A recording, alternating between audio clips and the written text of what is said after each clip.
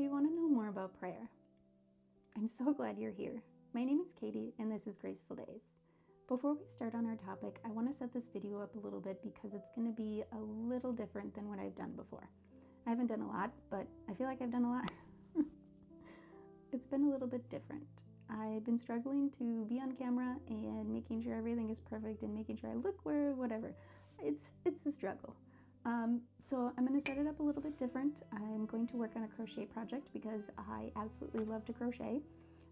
This is one that I talk about in my newsletter coming up here in February. If you'd like to join that newsletter, I'll drop a link down below. But I just want to get it out there without having to be perfect on camera. So I hope you enjoy, I hope you listen, and I hope you follow along. Let's dive in. You know that moment when you open your Bible? Maybe it's early in the morning, maybe it's late at night when everyone else is finally asleep, and you want to pray, you know you should pray, and then nothing comes out except, hey God, so, and the silence just stretches, and that familiar voice whispers, real Christians know how to do this, you're doing it wrong. Or maybe you're in a completely different spot. Maybe you're sitting in church, everyone else's heads are bowed and you're just there, present but paralyzed, wondering if your silence counts as anything at all. Here's what I wish someone had told me years ago when I was sitting in that same exact spot. Prayer isn't a performance you're failing. It's a conversation you're already having. Today we're breaking down how to pray to God when you literally don't know where to start. We're talking about what the Bible actually says about prayer, a super simple method that helped me more than anything else, and why your stumbling words actually count. For years, literally years, I thought I was really bad at prayer.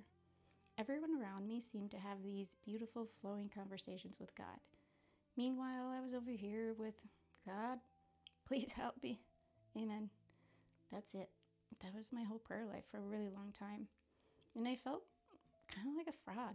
Sometimes I still do. Here's where this pressure comes from. We've seen good prayer modeled as eloquent, long, and perfectly structured. Think about it. Church prayers, social media posts that start with, just had the most beautiful time with the Lord. Your Bible study leader who prays like she's having coffee with Jesus. These are great and fine, but this creates an unconscious standard in our minds. That's what real prayer sounds like. That's what God expects. No wonder you're feeling like you're failing. You're comparing your private, stumbling conversation to everyone else's public, polished performance. But here's the thing, and I need you to hear this. God isn't grading your prayers on style points. He's not sitting in heaven with a rubric, marking off points for repetitive language or awkward pauses. He just wants to hear from you. Before we get to practical steps, let's ground this in what Scripture actually says, because I think you'll find it more freeing than what you've been taught or assumed. First, prayer is private, not performative. In Matthew chapter 6, verse 5 and 6, Jesus says something very radical. He says, when you pray, do not be like the hypocrites, for they love to pray standing in the synagogues and on the street corners to be seen by others. But when you pray, go into your room, close the door, and pray to your Father who is unseen. Did you catch that? Jesus criticized public, showy prayers, the long, eloquent ones designed to impress people. Those aren't prayers he celebrated. He pointed to the private room, the closed door, the unseen conversation. Prayer is literally just talking to God. That's it. That's the whole thing. Second, God already knows what you need before you ask. A few verses later in Matthew 6:8, Jesus adds, your Father knows what you need before you ask him. This is such good news. You don't have to find the perfect words to inform God about your situation. He already knows. Prayer isn't about giving God information, it's about building a relationship. And third, this one's my favorite. The Holy Spirit helps you when you don't know what to say. Romans 8, verse 26 might be the most comforting verse for anyone who feels stuck in prayer. It says, "The Spirit helps us in our weakness. We do not know what we ought to pray for, but the Spirit Himself intercedes for us through wordless groans." Read that again. Wordless groans. The Holy Spirit takes our sighs, our confusion, even our "I don't even know what to ask for," and translates it into perfect prayer. Our stumbling words count. Our silence counts. Even the "I got nothing, God" counts. Okay, let's get real practical. If you need a structure to help you start, this one has helped me more than anything else. It's called Pray, P-R-A-Y, and it's basically training wheels for prayer. Not because God requires structure, but because blank thoughts are paralyzing. Once conversation feels natural, you can totally ditch this framework. But for now, it can be a lifeline. Think of these like conversation prompts, not rigid rules. We're going to start with the P, praise. Praise is acknowledging who God is. Start by recognizing something true about God's character. This doesn't have to be flowery worship, just truth about who He is. Some examples are, "God, you are good, even when I can't see it." "Lord, you're bigger than the situation I'm facing." "God, I know you care about the details of my life." One sentence is enough. Seriously, you're not trying to write a worship song, you're just anchoring yourself in who you're talking to. Next is the R. R is for repent. Get honest about who you are. This sounds kind of scary to people, repent. It sounds so intense. But all it really means is honest acknowledgement. It's not groveling or beating yourself up. It's just saying, here I am, and I know some of it isn't great. Some examples might be, I've been ignoring you this week. I've been impatient with my kids today. Perhaps it's, I've been trying to control everything instead of trusting you. 1 John 1:9 promises, if we confess our sins, He is faithful and just and will forgive us our sins and purify us from all unrighteousness. Here's what's most important. God already knows. This isn't for His information, it's for your freedom. Confession clears the air. It stops you from performing and lets you be real. Next is A, ask. Bring your actual needs. This is the part most people think of when they think of prayer. And you have full permission to ask for everything. Big things, small things, spiritual things, practical needs. God cares about it all. Some examples could be, help me know what to do about this job situation. Give me patience with my roommate today. I'm lonely. Will you meet me here? Philippians 4:6 tells us, present your requests to God, not just the spiritual sounding ones, all of them. God cares about your dentist appointment anxiety and your marriage struggles equally. Nothing is too small or too unspiritual to bring to Him. And finally, Y means for yield, to hand it over. This is the hardest part. And honestly, it's okay if you're not there yet. Yielding means saying, your will, not mine. It doesn't mean being passive or pretending you don't have preferences.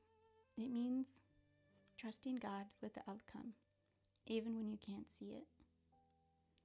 Some examples could be, I trust you with this, even though I'm scared. Your plan is better than mine. I'm releasing this to you, again for the 14th time today.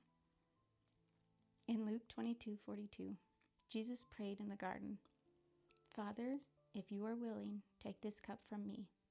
Yet not my will, but yours be done. Even Jesus asked for what He wanted. And then, yielded to the Father's plan. You can do both too. If yielding feels impossible right now, just be honest. God, I'm not ready to let this go yet. Help me to get there. Here's what this could look like all together. God, you are good and you're in control. Even when my life feels chaotic. I'm sorry I've been trying to manage everything on my own this week instead of trusting you. Please give me wisdom about this situation that's been so hard lately and help me know what to say. I trust you in this, even though I want to fix it myself. Amen. That's it. 4 sentences, maybe 30 seconds, and it absolutely counts as prayer.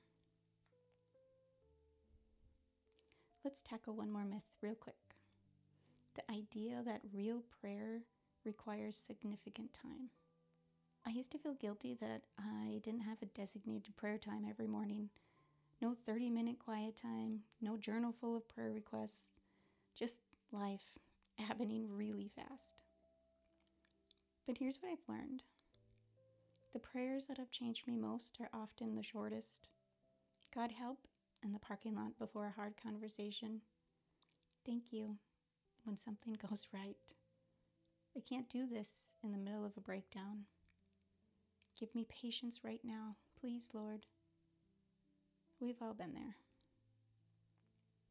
These are called breath prayers. Prayers so short, you can pray them in a single breath. And they're completely biblical. Nehemiah chapter 2, verse 4 shows us Nehemiah shooting up a quick prayer to God in the middle of a conversation with the king. The verse says, "The king said to me, 'What is it you want?' Then I prayed to the God of heaven, and I answered the king." The prayer took seconds. It happened mid-sentence, and God answered it. Your 10-second prayer and the school pickup line counts. Your whispered help during a panic attack counts. Your thank you when you find a parking spot counts.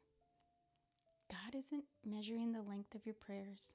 He's receiving the posture of your heart. Okay, let's take the next few minutes to bring all of this to God together. Wherever you are, sitting at your kitchen table, lying in your bed, parked in your car, you're not alone, and we're going to pray together. Let's pray. Lord, we come to you right now, and honestly, some of us don't even know what to say. We felt stuck for so long. We felt like we're doing this wrong, like everyone else knows how to talk to you except us. God, we confess that we let fear keep us silent. We believed the lie that our prayers have to sound a certain way, have to be a certain length, or use certain words. We've been so worried about getting it wrong that we've barely tried at all. Father, would you help us see prayer the way you see it? Not as a performance, but as a conversation.